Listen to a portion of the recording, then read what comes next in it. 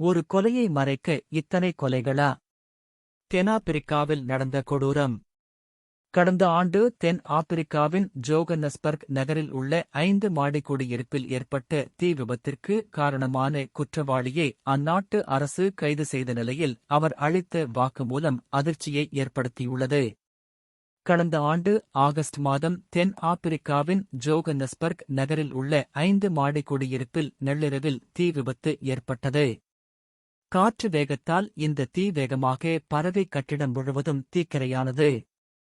இதில் குழந்தைகள் உள்பட 76 பேர் உயிரிழந்தனர். இச்சம்பவம் தென்னாப்பிரிக்காவில் பெரும் சோகத்தை ஏற்படுத்தியது. இதனைத் தொடர்ந்து இத்தீ விபத்துக்கான காரணத்தை அந்நாட்டு அரசு விசாரித்து வந்தது. இந்நிலையில் இத்தீ விபத்துக்கான குற்றவாளியை தென்னாப்பிரிக்க அரசு நேற்று கைது செய்துள்ளது. விசாரணையில் அவர் அளித்த வாக்குமூலம் போலீசார் மட்டுமல்ல அனைவரது மத்தியிலும் அதிர்ச்சியை ஏற்படுத்தியுள்ளது. 29 வயதுடைய அந்த குற்றவாளி தீ விபத்தன்று ஒரு நபரை அடித்துக் கொன்றுள்ளார். பின்னர் அதிலிருந்து தப்பிக்கவும் அந்த கொலையை மறைக்கவும் இறந்தவரை தீ வைத்து எரித்துள்ளார். இந்த தீ காற்றின் வேகத்தால் கட்டடம் முழுவதும் பரவத் தொடங்கியதால் மளமளவென் தீப்பற்றியுள்ளது. கட்டடம் முழுவதும் பரவியது.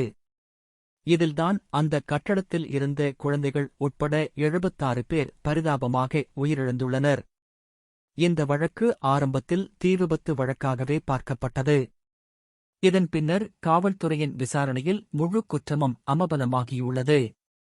இதன் பின்னர் கைது செய்யப்பட்டுள்ள குற்றவாளியின் மீது 76 கொலை, 120 கொலை முயற்சி மற்றும் தீ வைப்பு ஆகியவற்றின் கீழ் வழக்கு பதிவு செய்துள்ளதாக அந்நாட்டு அரசு தெரிவித்துள்ளது.